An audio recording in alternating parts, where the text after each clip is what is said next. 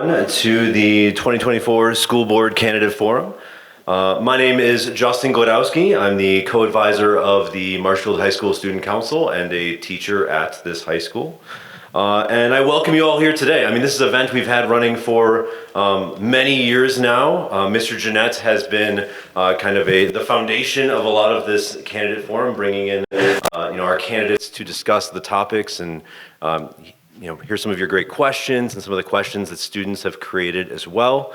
So I definitely want to thank Mr. Jeanette for helping put this thing together. Definitely want to thank all the audience members here, and hopefully some audience members had a chance to submit some questions, which we'll get to later on. Definitely want to thank IT for putting on this great setup of technology for us, where I didn't even have to hit this button, and I'm suddenly talking.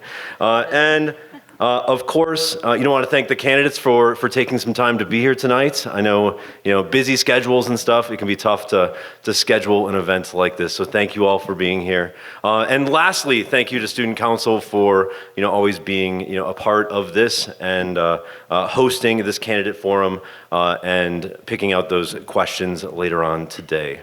Well, let's get started. I want to make sure you have as much time to answer questions as possible. So I think we're going to dive into I'm going to introduce our candidates and they can kind of wave in case you haven't met them face to face. We'll just go from left to right. Our first candidate on the far left is Charles Ether Norton. Then we have Stephen Kaiser. Hi, everybody. Go Tigers. Then we have Frances Bohan. Thanks for being here. Then Sam Steiner. Hi there. Karen Ott. Hi, everyone. Richard Kranz. Hello. And Nicole Forst. Hello.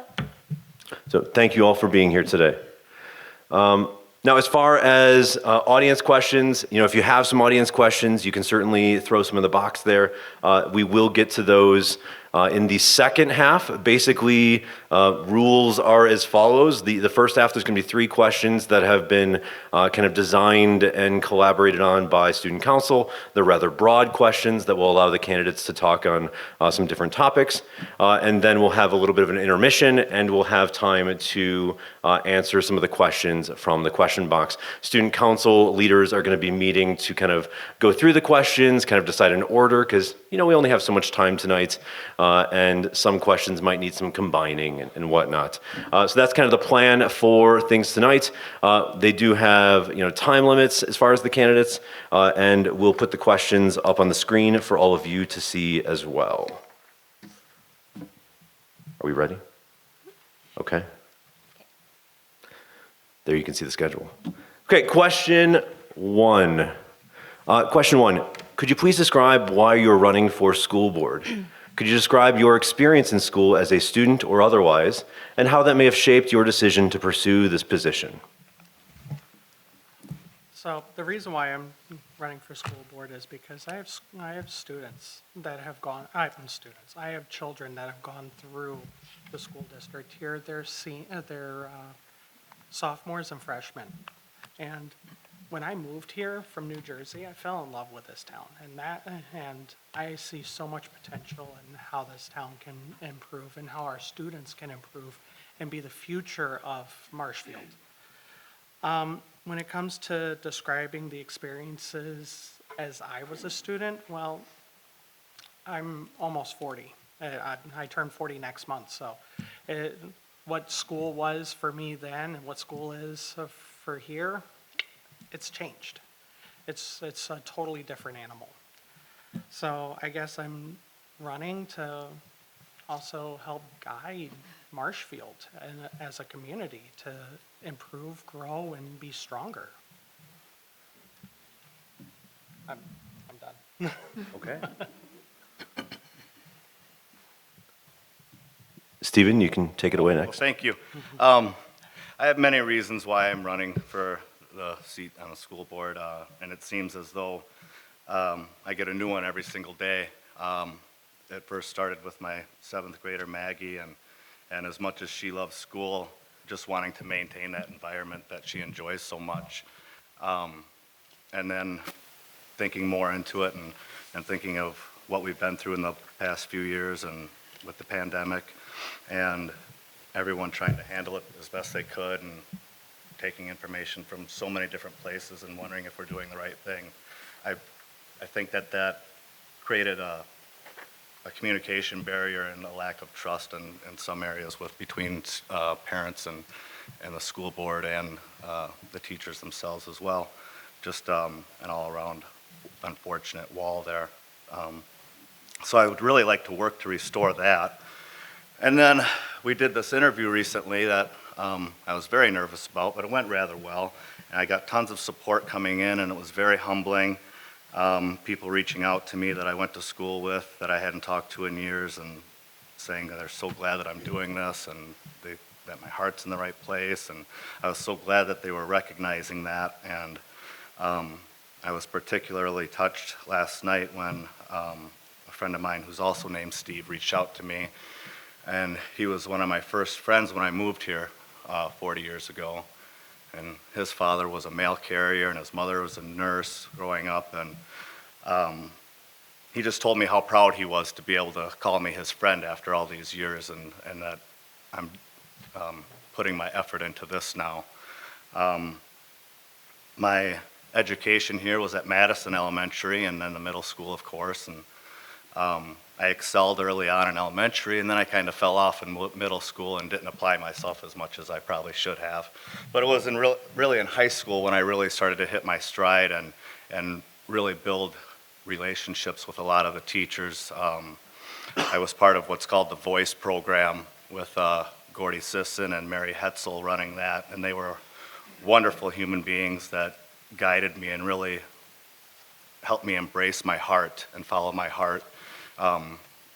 I think that it's shaped me into the well-mannered, I'd like to think of myself as well-mannered and polite person that I am today, and always trying to be considerate of everybody else's thoughts. And I just want everybody else to be able, all the young people that are here today, to also be able to look back on their time in this community and in the school district and appreciate how it's helped shape them as well. Thank you. Francis. I am running because I'm a cheerleader for kids, and as a candidate only, I can say a prayer warrior for them also. I have 5 children that graduated from Marshfield High School, but I have 5 children that graduated, 4 grandchildren currently in Marshfield schools, 1 at the high school, 1 at the middle school, 2 at different elementaries in our system. And I've continuously had kids in here. This is, my social life revolves around the kids, actually. I've been a student at heart my whole life. I was blessed with a good education. I want the same for my kids. My parents, they emphasized the importance of that in our lives so that we could have options for our future and to pursue our goals and our talents, and that's what I want for my kids. I would also want to add that I understand the range of student needs because throughout the years I've had kids in remedial programs, regular programs, and gifted and talented programs. I have kids that are tech kids and kids that are art kids and kids that are core subjects kids, nerds, so the whole gamut. Also, all of my work experiences taught me to study issues and then problem solve with others, to deal honestly, and to understand the expertise of the professionals around me, which is important because the rubber meets the road in the classroom. It's our teachers that we work with who are in there carrying out the policies and direction of the board. And that's where kids work with teachers who care and incentivize them through their knowledge and their joy of teaching. And so that's my goal for all our kids, is to get that kind of education that inspires them. Thank you. So I'm Sam Steiner, and I'm running for school board because of my experience previous to being here in Marshfield, I would say. This is going to be a broken record for some of you, and I apologize.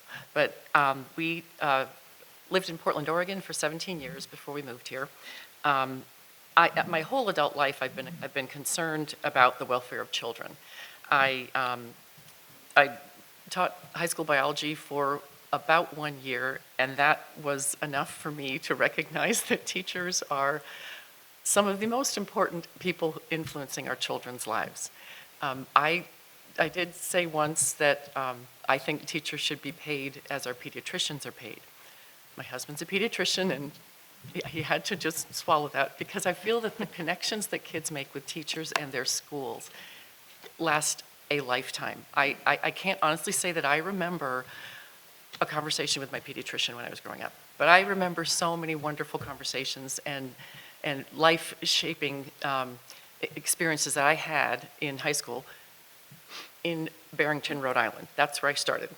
Then I went to, I'm a native Texan, but I did my graduate work in Texas as a speech pathologist. My undergraduate degree was in biology and French, and all of that did not prepare me for what we had to deal with in Portland when my husband and I were raising our 4 kids there. The Portland Public Schools started slashing the school budget far before it became a national trend, and we really saw that. Many of the public schools that were in Portland, in fact, the one that we chose to put our kids in, did not have a music program or an art program. This was a K-8, no music, no art, and 2 years before we got to our school, they had no PE either. Tough choices for parents to have to deal with this vacancy in their children's formation. So we had to do that ourselves. The school chose to increase class size to 30 per class, 26 for kindergarten, that's still way too high, in order to carve out an FTE to have PE. And it was determined that we could patch together something for music and other things. So that's what brought me here to Marshfield, is that we were really looking forward to a wonderful school experience for our 2 sons that went through some of middle school and high school here. It's been a great experience. Public education is the linchpin of a healthy civic life. Regardless of how much you personally consume the product of public education, your community is affected, and the health of your community is based upon a public school that is thriving and healthy. Thank you. Karen. I'm running for school board because with, excuse me, because with my experience in this district as a student and a parent and grandparent and a teacher, I know I can support all students in working toward their greatest potential. As a student at Marshfield High School, I benefited from many opportunities. As a member of the band, we marched on Lambeau Field twice. We performed at the World's Fair in Knoxville, Tennessee, and we marched in the Lilac Parade in Mackinac Island. And so great experiences there, lifelong experiences that I'll never forget, great memories. As a starter on the Tiger girls basketball team and a pitcher on the Tiger fast pitch softball team, I learned life skills that impacted who I am and gave me a sense of pride in being a Tiger. I learned self-discipline, commitment, teamwork, and respect. Additionally, as a student, I had outstanding teachers. I wish I could name them all. They laid the groundwork for me in becoming a teacher. In these programs and in my classes, I felt supported by the Marshfield community and was grateful for that support. As a parent, and now a grandparent, I appreciate the opportunities I see and evidence of learning and the development of strengths and talents that have led my children down their career paths, and I know will guide my grandchildren to theirs as well. Again, I witnessed the community's support in their ventures. I'm proud to say I was a teacher for the school district of Marshfield for 32 plus years, though I understand there are those who see my being a retired teacher as a detriment. Common sense speaks differently. Working with students as a trusted teacher, experiencing the workings of how education unfolds in the classroom, having experience collaborating with parents, community members, and other staff can only be valuable experience for a school board member to have. And yes, again, I felt supported throughout my career here. So why am I running? Throughout my life, I've understood and appreciated the opportunities available to me and to all students in this district. And throughout my life, I've developed insights that can only be good in my decision-making as a board member. Thank you. Richard. Good evening, everyone. Thanks for coming and thanks for having me. I'll say the reason I ran is, I'll admit, first of all, I was a little bit reluctant, but with the encouragement of friends and neighbors, I decided to run because I think there needs to be improvements. There's a lot of good, but we still need to have improvements. I'm doing it because I want to make a difference in students, faculty, in our schools. I do have some fond memories. I think 3 stand out in the public schools. I'm from Wisconsin, so I went to public schools in the Milwaukee area and a university in the Milwaukee area. And some of the things stand out to me. One was I remember being in grade school and the teacher would wheel the piano out in the auditorium where we would sing. And I absolutely loved that, and including patriotic songs, I loved it. And then later on in high school, I went to a suburb in Milwaukee. I was voted most school spirit. I loved watching all the games, basketball, football, all the games, and just supporting the team, supporting the school. And then later in the university, really what stands out to me is the outstanding teachers. To me, the best teachers were the ones that actually listened to their students and actually learned from their students. And you know what? They made you respect them so much more. So we kind of forget about the bad ones. It's probably good. There's always bad ones, everywhere, everyone. But you remember the good ones again stand out. And I want to make a difference in the schools system. I want to make improvements, improve the academic standards, safety. That's foremost as a very pressing matter right now, I think, too. I think I just keep remembering the words of my mother, and she would say to me, always respect every individual. And remember that people don't fit neatly into categories. And if you live by that, I think you can be respectful to people, be open-minded. And I'd like to bring together some dialogue between the teachers, students, and the faculty, a little better communication, I think. And there's some areas of improvement. We could talk about that later. Thank you. Thank you. And Nicole? Hello, everyone. I would like to say I'm very invested into the Marshfield School District. And the reason for that is I have 3 children. In the fall, I will have a high school student, a middle school student, and an elementary student. So I will be exposed to all levels of education here in Marshfield. Currently, I volunteer in the schools, specifically at Grant for my youngest. I also am involved in many extracurricular activities that range from Marshfield Wrestling, Silver Laces, there's a 6th grade volleyball club. So I like to be very involved. I like to know what's going on. I want to make a difference. I feel that being a voice of our district and drive changes is what is needed for our students and teachers. A little bit more about me. I'm very passionate, I'm driven, and enthusiastic. For a career, I am a IT project manager. For those of you that don't know what project management is, I organize chaos. So I create plans, I work on executing a plan, and I evaluate results. And I feel that those things are crucial in having a successful school. Outside of that, I have a degree in business administration with a minor in psychology. Thank you. Thank you. Moving on to the next question. Can you please describe some of the positive elements you see taking place in the school district of Marshfield? And we're going to start with Stephen. One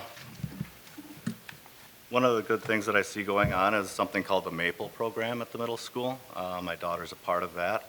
I was actually quite reluctant and a little apprehensive about the program at first. It didn't seem traditional to me, and I didn't want her struggling socially, not having the traditional class schedule, per se.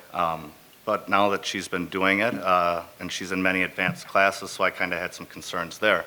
So now that I see that she's getting everything that she needs, she's not having any social issues, and she's being highly successful in school, I think it's a wonderful program, and she seems quite comfortable in that. So I'm grateful for the middle school providing that program for our kids in the middle school. Also, I've recently seen that they've started some nighttime basic skills classes for the community here at the high school, and I think that's a really great thing. I don't know if that's something that's offered to students as well. If it's not, I think it should, as far as carpentry, electrical, and plumbing. All wonderful things to at least have something at the introductory level to prepare them for when they have issues, or even if they're thinking about going into one of those trades, give them a little bit of a head start. I think that's a wonderful thing for our community. Another positive that I see is the relationships that are already being built between my daughter and her teachers. She has favorites just like I did, and she's really having her life impacted by many of them, and I really appreciate that, and I'm proud of our teachers for continuing to impact lives that way. Thank you. Thank you. Francis. I thought about this question. My list is way too long, but it starts with our graduation rate is extremely high compared to other districts. We have increased the number of dual credit, AP credit classes, and industry certificates that we offer. And all of that saves a lot of money for our students and families when our students graduate and go on to careers and other academics. Our partnership with Mid-State Technical College led to an increased enrollment because of some of this dual credit offering and in our career-based learning areas. And the only downside to that is the need for more space in our tech areas. And then, of course, the Mid-State Tech also started offering direct admissions to our alternative school students, and we're looking at expanding that for the rest of the students. Close to half of our high school graduates leave with one or more industry certificates in hand. We also have benefited greatly from partnerships, all of those career-based learning opportunities. There's a huge list of partnerships with businesses in the area.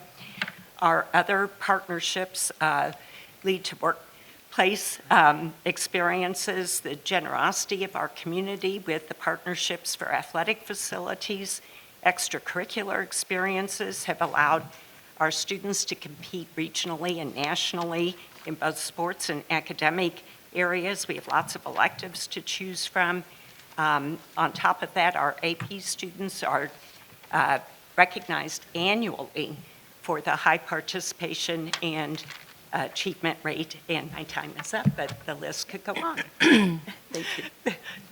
Thank you. So what she said has crossed off a few things on my list. However, I will continue with some that you didn't mention, Okay. which, but were mentioned differently. I just wrote down things that I just smile about that I've seen happening in the district. And the first thing that I am really excited about is the community education programs that, Steve, you mentioned some of those. I wish that I could do the 3D printing class, but it conflicts with something else. But I'm just excited about all the things that we're offering that are giving opportunities for people in our community who may not have any other connection to the schools to come in and experience something and get something from it. So I'm very excited about that. I also really would love to and will in March be able to attend one of the Let's Keep Talking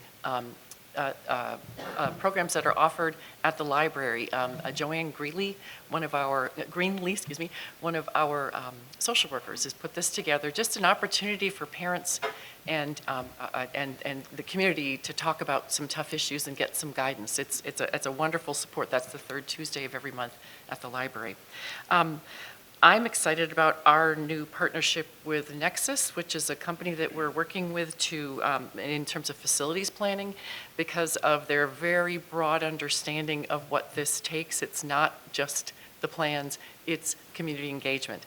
We as a board are learning and shaping what we will do next based upon what they're suggesting as a new norm. I also have been really pleased to see growth in relationships between the staff and administration over the 6 years that I've been here.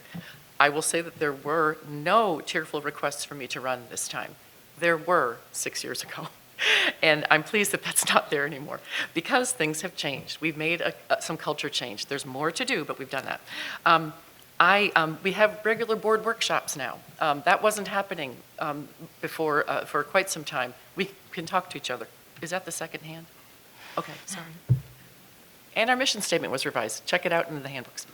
Thank you. Karen? I see many positive elements occurring in our school district. At the elementary level, I've chaperoned trips to the school forest over the years with my own kids and most recently with my grandson's class. And what a remarkable experience for our students. The energy and excitement I witnessed as students fished in the pond or built shelters from materials they gathered in the woods or fought their way up Dead Man's Hill made me realize how fortunate we are to be able to provide those opportunities for our students. Another positive element in our elementary schools is the performances that showcase student skills. The work that goes into preparing students to perform their concerts and present live book reports makes me appreciate the students and the teachers and the custodians and other staff as well. I'm aware that a lot of effort goes into making those events successful. It truly takes a team effort. These are just a couple of elements. There are also spelling and geography bees, battle of the books, science fairs, and the fundraising occurring at our schools to earn monies to supplement budgets is commendable and again takes teamwork. Oftentimes the events require all hands on deck, from students and parents and grandparents to teachers, custodians, support staff, and principals. That is evidence of a community that supports its kids. After the hard work is finished, there's a sense of pride in what was accomplished and what we're able to do when we join together for our kids. At the middle school, I have attended my niece's athletic events as of late, and that Tiger Pride in a game well played is alive and well. At the high school, I've attended plays and heard the band playing at halftime, providing a performance supported by the Game Day Production Club, cheered on numerous athletes, appreciated artwork showcased in the hallways, enjoyed meals prepared by students in the foods lab.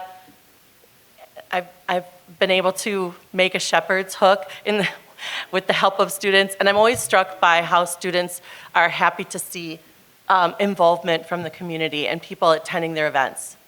That was my second. Thank you, Karen. Richard? Yes, well, let me be up front. First of all, I moved here to Marshfield about 5.5 years ago, so I don't have any kids in the schools, but I got a lot of grandnieces and nephews in the Oshkosh school, public schools. But I'm really pleased to hear some of the really positive things going on, and I understand, and from the information I gathered, didn't sound quite right the way I said it before, but we have some wonderful teachers, and we're blessed with with wonderful teachers in this district.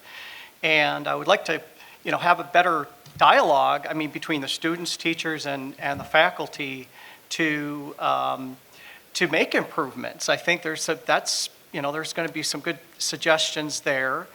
And I'm pleased to hear, because I have a personal passion for history, for arts, and sports. So I'm pleased to know that. And the positive things is that one of the other positive things that I understand is that we're offering a a wide variety of courses for the students as well. While it's important for us to do basics, which sadly from the information I gathered, we are falling behind on the basics, and I'm sure that's not acceptable to anyone in this room, need improvements. So focusing on the positive, I would like to, be a newer voice and maybe a different perspective, and kind of have a respectful dialogue. Thank you. Thank you. Nicole? So growing up, I went to a small school, Stratford, not too far away. So you graduate with 70 kids. You come to Marshfield, you graduate with 300. My children have never felt like a number in Marshfield. I have never felt like they were a number in Marshfield. I have connected with so many teachers at the elementary level, mostly from my involvement with PTO in the past few years, and then the volunteering that I've done. It's very awesome when my kids come home from school and they say, let's go out to eat at Culver's to help support our school. I want to see my teacher. I want to do this. I want to do that. And when the teacher responds back, I saw you last night. What did you get? And let me bring me your food order. It was just really neat to see that last night, and made me think, growing up, even though I was at a small school, I never felt that way. Outside of that, when the referendum was going last year, they did tours here in the high school. The tech ed program is pretty awesome, what they have set up here. I knew that they had offered advanced courses for kids to take, so college level courses, but I didn't realize how diversified all the classes were. So I want to say the diversification of classes here is remarkable. Thank you. And Charles? So I thought being the last to answer this question would have been easier, but it's so much more difficult because everybody has said some wonderful things that I've already thought about. I do love that. I do think that our school system is strong with the extracurriculars like sports, music, robotics, the arts that we provide. I was talking to my brother the other day who used to be an educator in New Jersey, and they don't hardly provide any of that. Anything. It's been cut. I will say my son went through Maple and he loved it. When it comes to the teachers actually have compassion. And I thought it was wonderful that my son and my niece, who I call my daughter because my wife and I are guardians of her, have completely two different experiences through school, which tells me and shows me that they're both treated with what they need. Not that the teachers are just pushing them through like they're burnt out. They actually care and want to give the children and give the education and the proper support that the kids need. And I was excited to hear that. Now, my son is a little con artist. I love the fact that he's a con artist. But he also has that tendency to distract people into going, oh, well, yeah, I could do this work, but let's get you into a conversation. And then when it comes to my daughter, she is the one that needs someone to help her toe the line and be responsible for her actions. So, like I said, that's our community, that's our education, and my time's up. Thank you, and thank you all. Let's go on to the last question of this first round. So we've talked about some positive things about the school district. Let's talk about some things you'd like to see improved. Can you identify one area you would like to see improved? Please connect your response to either an area related to curriculum or instruction, finance, policy, facilities, or employee relations. And we're going to begin with Frances. Okay, I have a continuous improvement mindset, and I think our district does too. But if I'm picking one area, I think it's strengthening our core curriculum. Our teachers in the English language arts have already, 4K through third grade, they've done training with the science of reading mindset and curriculum choices. Our math department is currently working, and I would like to see this through, on strengthening that department, especially at the middle school and the high school.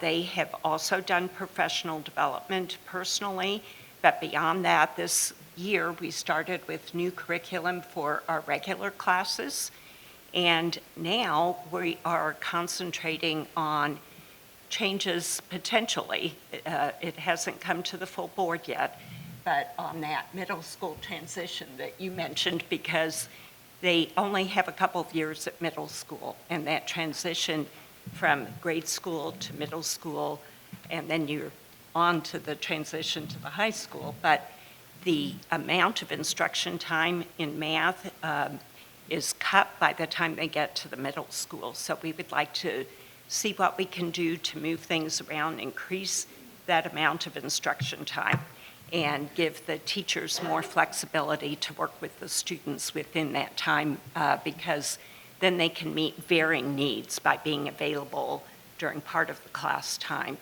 We also had put in after-school tutoring and online tutoring, things like this, but we are facing the same thing the rest of the state and the nation are as far as the post-pandemic challenges. But the focus right now, I think, needs to be on core curriculum, because that sets the base for all the other classes. Thank you. So I would like to connect communication, the need for better communication and community engagement, to finance, facilities, and employee relations. So communication is my greatest concern, and it was when I first started. We've made some progress within the board in terms of communication, the workshops, but there's work to be done. At the Wisconsin Association of School Boards meeting in January, I learned about a district that is having an impact on all facets of their work by faithfully implementing a communication plan. It happens through the important position that we don't have, which is a director of communication. I spoke with members of our Marshfield community at WASB, and people were excited about it. So I think we have momentum to make some really concrete changes that will help with communication, such as a regular newsletter to the public going through email or snail mail and on our website, to celebrate what our students are doing, to celebrate what's happening in our school, our class art projects, our performances. Some of the performances that I would love to have gone to, like the book group, the book reviews. That would be so cool to see that. But did I hear about that? No. So how about we get that in there in a regular communication, so the entertainment opportunities and the opportunities to feel great about what we're doing here can happen. Second is news you can use communication to our teachers on a regular basis. This school district was doing it weekly from the superintendent. Tidbits that can help them know what's going on and know what to anticipate for their kids in terms of changes or kudos for what's happening. It's a nice idea. Then developing a culture of trust and respect. The result is a community more willing to support your building needs, your referendum, and a community that's going to have reduced false rumors circulated through the community. That's exactly what happened. We have a problem with false rumors circulating through our community. Thank you. Karen? I'm going to echo the idea that Sam just shared. Is I would like to see that one area in our district improves is communication. While this prompt asked me to select just one area, communication is vital in all aspects that were listed. The district works so hard and does so much in the way of presenting information, and yet there's sometimes still a disconnect. When communications are challenging to access, and people are so busy and they expect information to be right at their fingertips, it's a society thing, it's what we've gotten used to, that digging through a website becomes difficult. With any website that's unfamiliar, whether it be in looking at a healthcare website or public resources or shopping even, it can be difficult until a person becomes familiar with that website. So I know there's information provided, but sometimes it does take some digging, and I think that we need to make that more easily accessible. And then I think that a district priority needs to be to continually reevaluate the vehicles to distribute new information. I'm old school. I'm not a big Facebooker. I like to use email and texting. Those are my usual modes. And recently I heard that, not many people check their email anymore. And I think it, might be a generational thing, but boy, I rely heavily on my email for communication. So continually examining and reevaluating what does the public need to learn about these wonderful activities in our district. So therefore, collaboration is going to be key to solving the issue of people feeling like they're missing information. The best part was right here. Thank you, Karen. Richard. Well, I have to start, I'm going to start, and it's really hard to really pick one improvement, but I have to start with something that's not very comfortable for a lot of folks, and something that was never a problem when I was in school, public school or university, and that's safety. We are one of the only school districts in the area that does not have cameras.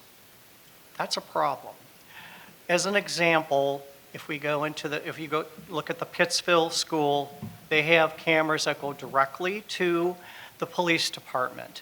And this is a sad reality that before something bad happens, I think it's something that the school, Marshfield School District, needs to address.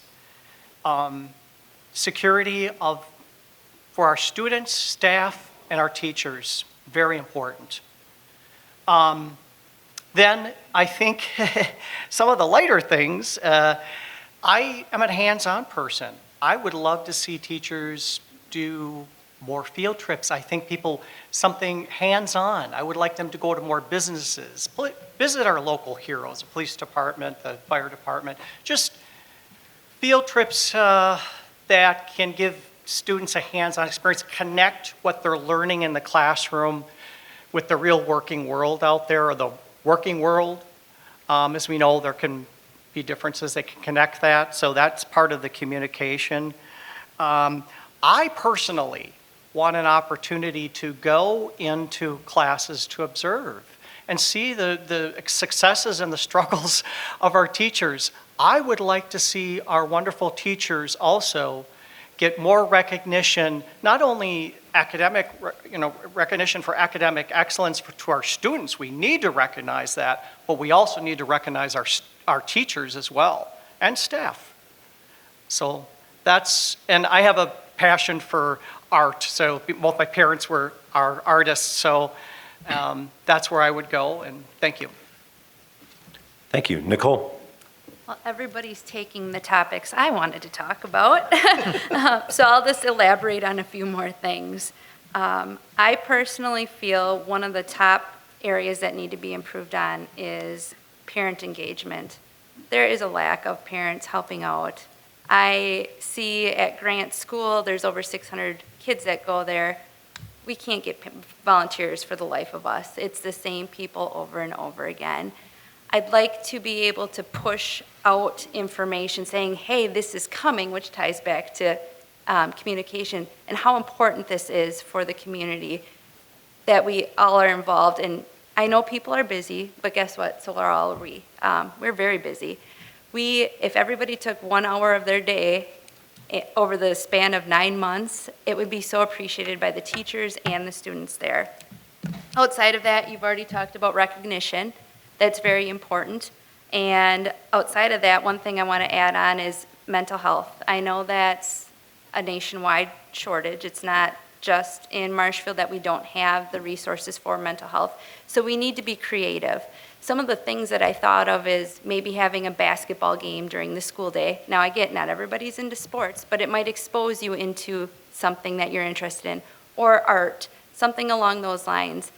I think it would also be awesome if animals could be allowed in the school. Animals are a stress reliever. I think that would be very neat for us to have animals in the classroom as well. So thank you.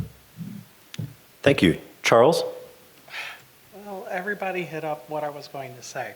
I was going to talk about communication, and not just the board communicating with the community, but also the parents communicating with the teachers and vice versa. It's important because when you don't have that conversation, it develops that idea of fear, that idea of speculation of what's going on, that misinformation that my other people on this panel were talking about.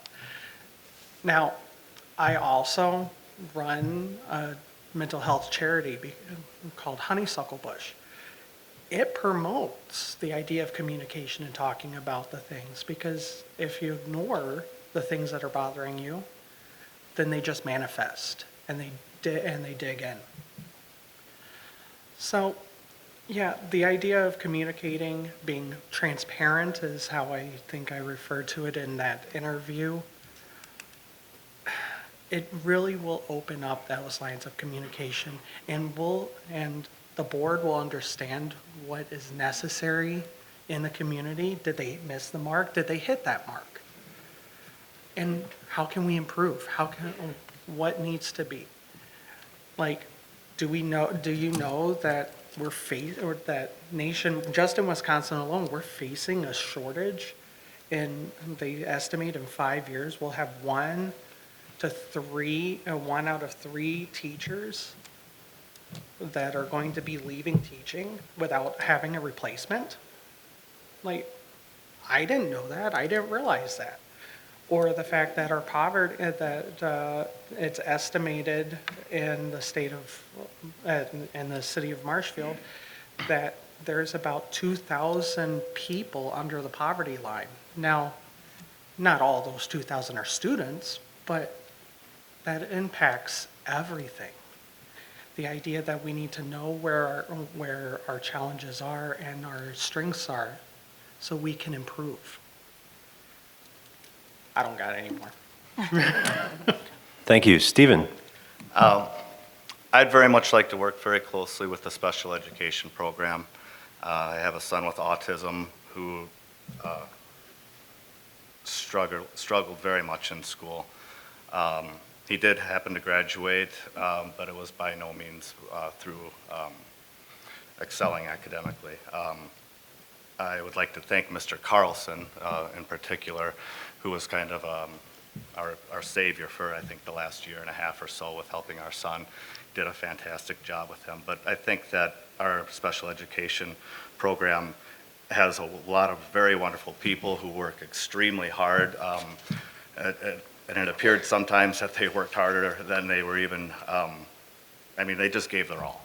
And I think that they just could use some more support. I'd like to work closely with them and seeing how we can get them more support, get them more resources.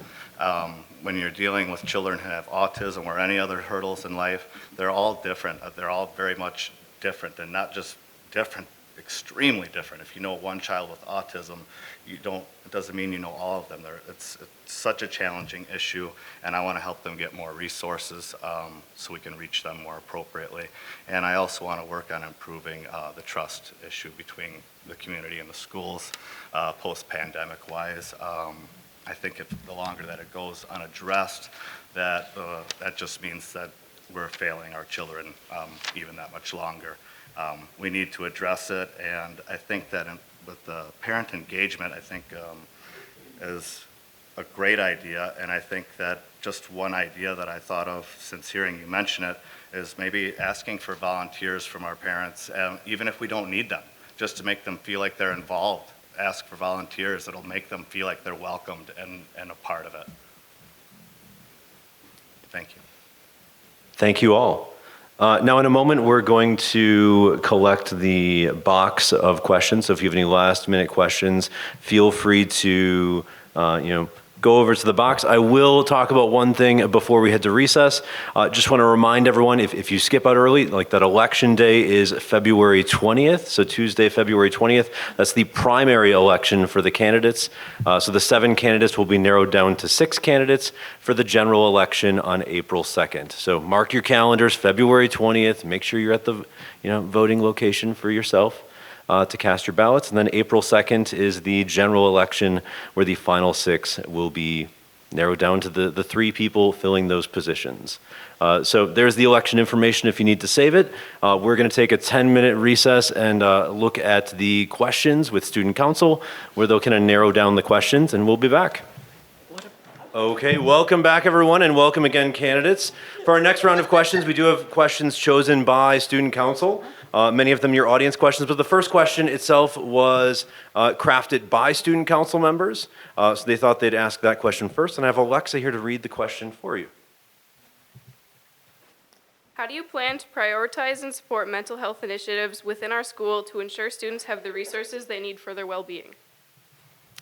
Okay, I'm going to be the one, and I'm going to try and speed talk because I only have that much time. So our mental health services have really progressed quite a bit in the last 3 to 5 years, and I'm thrilled that we've been able to add staff to the counseling department, and we are doing additional services for students that is kind of new with our mental health consortium. And that, I hope we can grow and grow. And the consortium offers an opportunity for treatment by professionals from the community. We've made wonderful partnerships with several of the community therapists and psychologists to be able to treat the kids here. This is all, of course, with parents' approval, and it gives us an opportunity to not interrupt those kids' school day, the parents' school day. Lots of times those are roadblocks for kids getting the treatment they need. Our kids need a lot of support after the pandemic, and just there's increased stress. Plus, 40% of our students are living at or around the poverty line, in economic disadvantage. That in itself creates a stressful situation that kids have to deal with. And when your cortisol levels are too high in your brain because you have stress at home, your executive functions don't work as well. You can't learn. So we have to help kids be able to feel comfortable in their school with the proper counseling that they need. Thank you. Karen? Could you repeat that? Sure, I can repeat it. Anytime you guys need these repeated, feel free to ask. How do you plan to prioritize and support mental health initiatives within our school to ensure students have the resources they need for their well-being? I need to learn more about what's already going on in our schools and understand that I understand there are steps being taken, but I would need to be educated about that before making many statements about that. I do understand and recognize and appreciate that there's more openness about mental health issues, and I appreciate that staff is available to students to help with that. And I just would encourage more of that, more continued support for our kids and opportunities to express themselves and what they need. So listen to their voices. Thank you. Richard? Yes, I would say that mental health is a huge issue.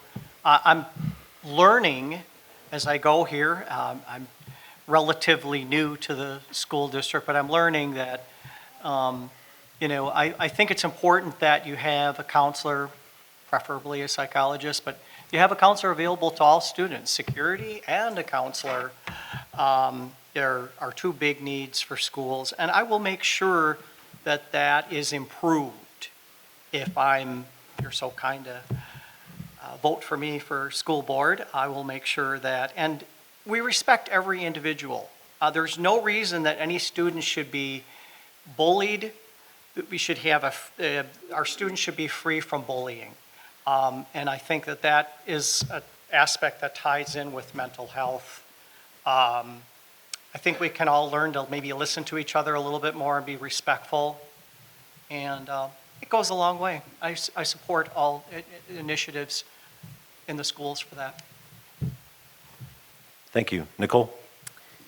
So I agree with what Karen said as well. I also need to do a bit of research what is currently already being offered into our district. I do have some ideas that I'd like to already, which I've already mentioned, such as being creative with having animals back in the classroom. I feel that would be helpful. I know that there's the shortage of mental health providers. That is our struggle. Like I said, it's not just in Marshfield, it is everywhere, but I'm very passionate about what happens in Marshfield. I would like to look into the partnerships with our local organizations that offer mental health.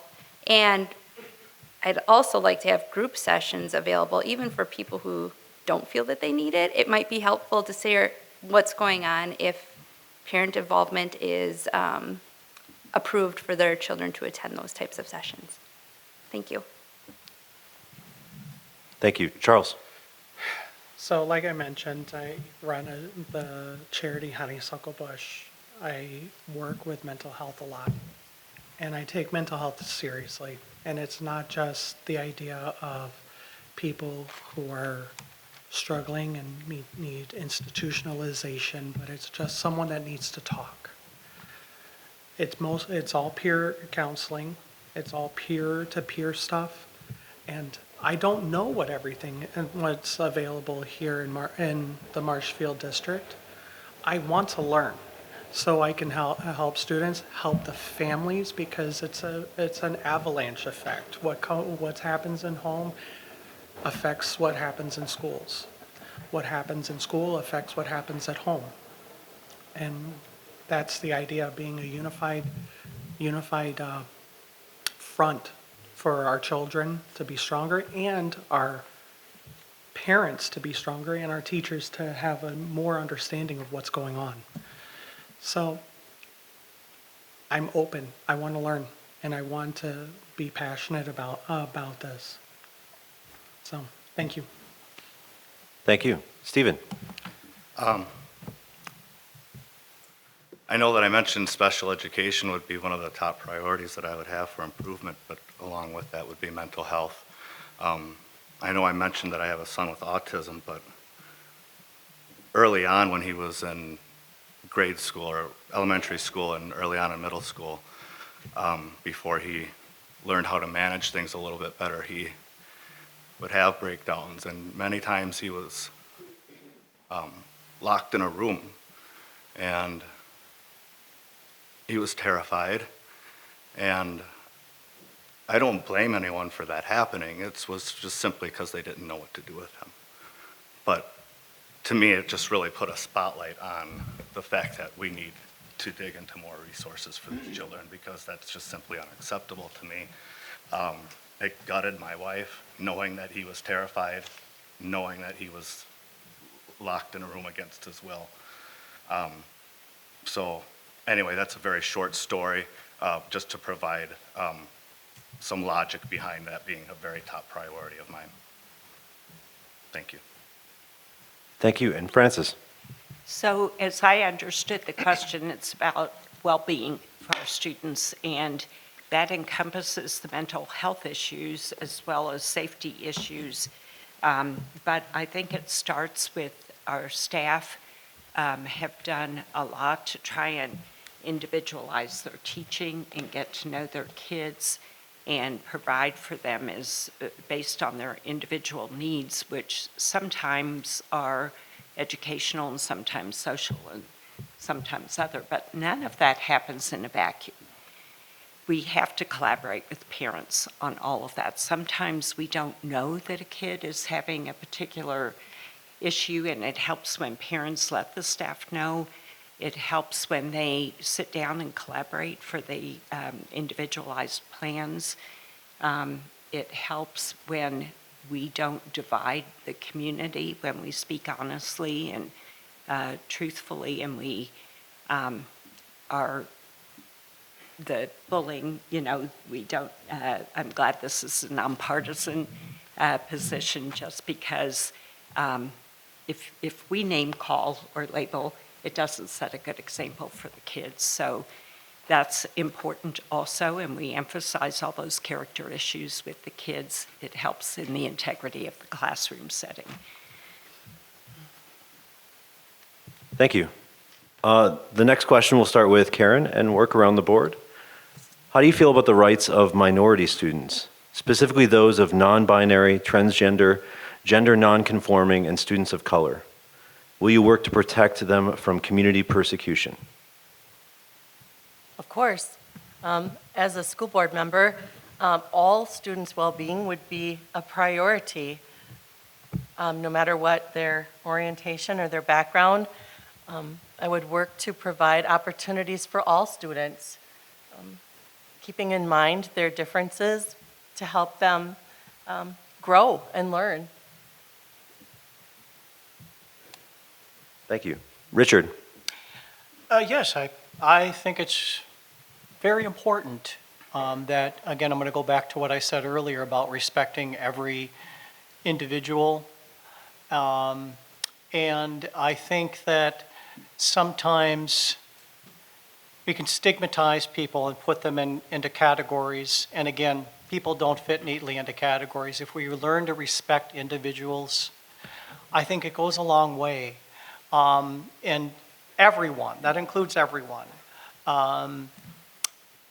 Race, creed, sexualities, everything. And I think it's really important that we have that continued respect as a public school. We have that obligation too, as a public school. So I think that's kind of near and dear to my heart, and I would definitely make sure that we're continuing to do that. Thank you. Thank you. Nicole? I also agree all students should be protected. And part of that is if there is a trusted resource available to all students that they could reach out to when they feel that they need somebody to talk to would be a good step in the right direction. We can all say everyone should be protected, but we all know sometimes people get aggressive and maybe they don't intend to, but as long as we have plans in place for people to follow if they are feeling bullied or not protected, that would be a right step in the correct direction. Thank you. Thank you. Charles? Can you repeat the question? Sure thing. How do you feel about the rights of minority students, specifically those of non-binary, transgender, gender non-conforming, and students of color? Will you work to protect them from community persecution? So, listening to that question, it's not just about focused on how they're treated in the classroom. It's how they're treated in the community also. And everybody has that right. It's a human right to express who they are. So of course I'll protect them. Just like I'll protect everybody else, anybody else that wants to be who they are. I mean, as you look at me, I have a nose piercing. I have gauges in my ears, but that doesn't mean that any person that doesn't look the same way I am should be treated poorly.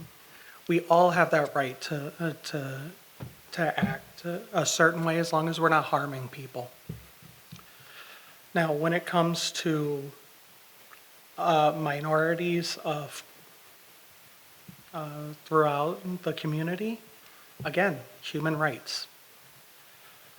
The last part of all that, because I've got like 30 seconds left, as a school system, we're regulated to provide education for everybody. It doesn't matter what you are, who you are, where you're from. If you're in this area, we provide you education because everybody has that opportunity to grow and develop. Thank you. Stephen? I believe that treating anyone poorly just based on sexual preference or skin color or anything like that is absolutely shameful, and I would aim to protect every student, and I'm very happy to hear, I believe every person mentioned having rights and protection for every student, because, I mean, kids are picked on for everything and under the sun. They could be picked on for having chronic bad acne or their parents not being able to afford nice clothing for them or riding in a rusty car. It could be anything. All these kids need support. And not a different amount of support based on what their issue is, the same amount of support. So that's what I believe in. I think every kid should be protected equally. And I think if we do that, then we're doing the right thing. Thank you. Francis?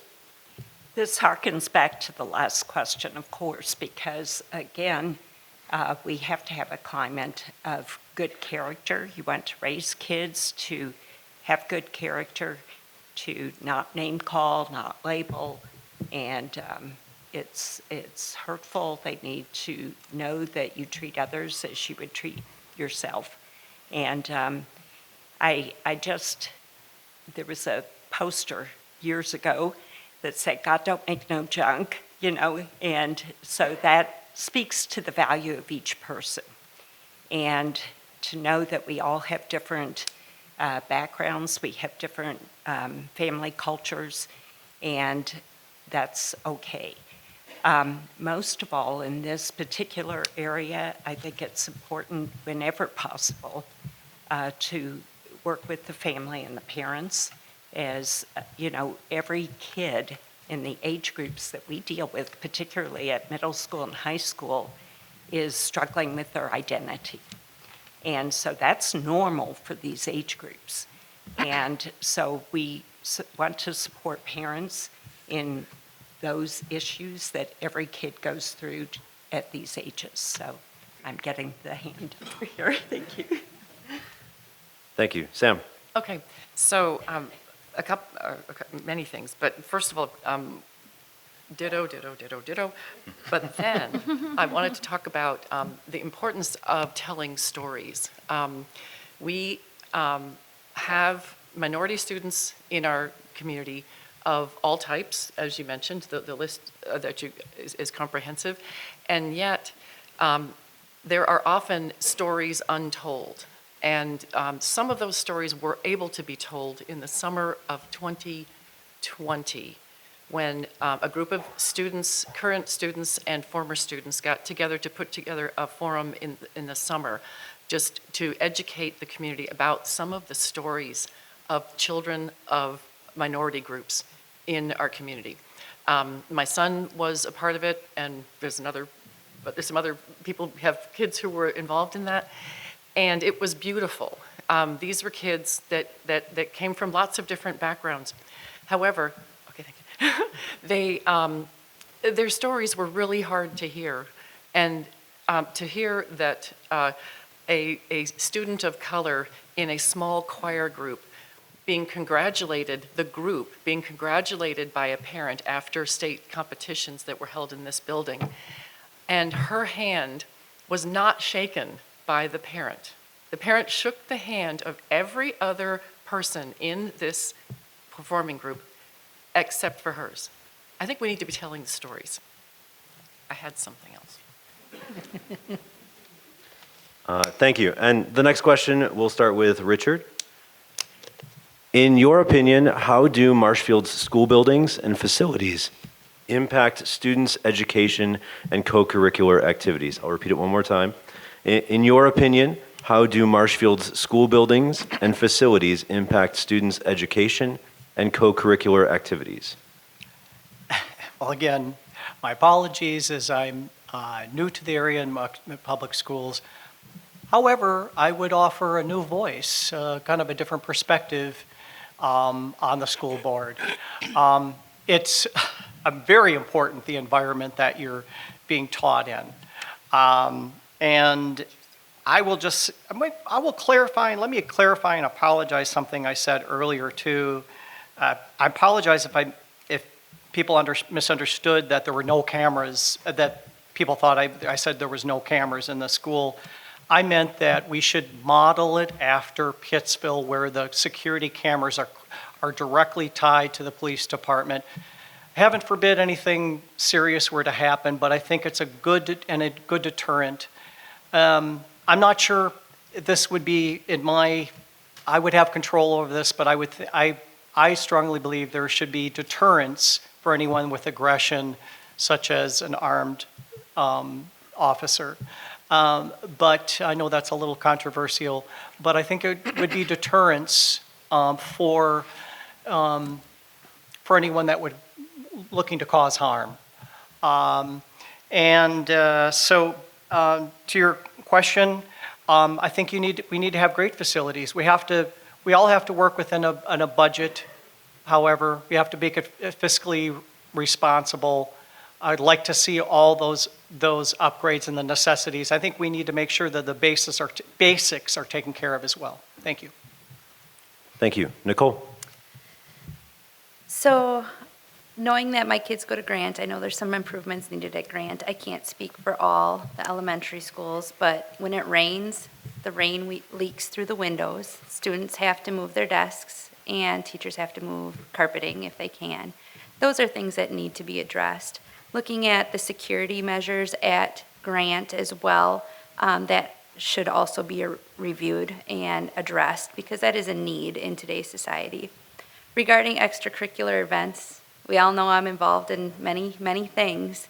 I'd love to have a brand new gym. I'd love to have amazing, up-to-date, newest flooring available, but knowing that there's a budget, we need to look at what is really needed and what is a want in that case.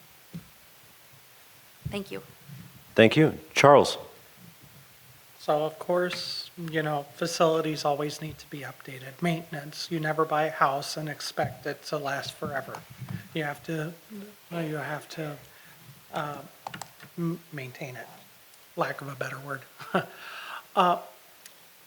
But what I find interesting is that how our schools are set up are actually pretty easy to navigate. The school system, I went to New Jersey, I would go to New Jersey, we would have a good 2-3 minutes in between classes, but the facility itself was a campus that was about a football field size. So, and it was like 3 stories high. So you had to book it. So our school system actually is designed well. What I would like to see, and which would help out not only the school system, but also the whole community in Marshfield, is promote the idea that we need a city planner. We haven't had one for many years.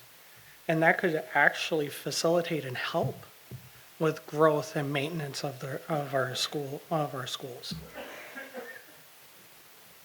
Thank you. Stephen?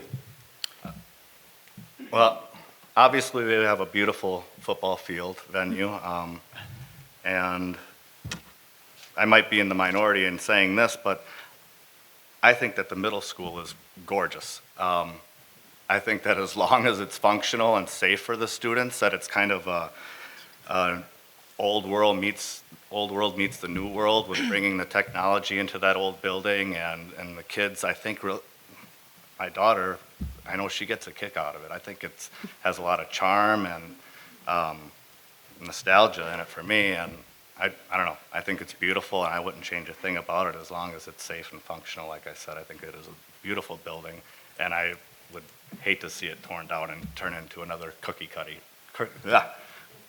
cutter type of school where it's just new and sterile looking. So I like the charm of it. Thank you. Thank you. Francis? I think when you look at buildings, several things you need to look at are the ability to instruct in that surrounding well. And that is what came up with our tech department, where they take a lot of instructional time to move supplies from a distance into the room and back out and between classes. And so if you're cutting into instructional time because it's too crowded and there's not enough space, that's one issue you might look at. Another is safety. We have safe entrances that were built into some of our schools, like Madison and Washington and Masonville. And Grant has an office that's on the other side of the foyer. And so that's another reason our community groups actually prioritized that one. So safety is an issue you look at. It isn't the age, I agree with you on that. So we're in agreement on that. But back to the functionality, at the middle school, they did remodel to make it so that next year we could even consider putting all seventh graders on one floor, because the floor plan will be more conducive now to things like that. So if the floor plan's conducive, the last thing I wanted to bring up is making sure the buildings are going to service us into the future, like the HVAC system at the high school, things like that. You have to keep things going so that we can use them into the future and not be short-sighted on things. Okay, I'll stop. Thank you. Sam? Okay, I'm just going to tell some stories. The first one is about the fitness room. I gained a lot of knowledge the last time our Nexus representative came into our facilities meeting to tell us about the student survey that they have done. This is the level of community engagement that this group is doing for us. There's been a staff survey and a student survey. The student survey of facilities highlighted that the fitness room is way too small. And I hadn't quite seen it yet, however, I got to take a look. And the fitness room has, it has stair-step machines, and it has, walking machines, and it has, and I'm sorry, but our obese students cannot access the equipment. Seriously. There are inches between these pieces of equipment. We cannot serve our students. I was told a story of a student with a wheelchair that couldn't safely participate in this at all, could certainly not get themselves onto anything that might even be a piece of equipment that they could use, because they physically couldn't get their chair close enough because of the inches. They're not feet. There's nothing is a foot apart, inches apart. So that's one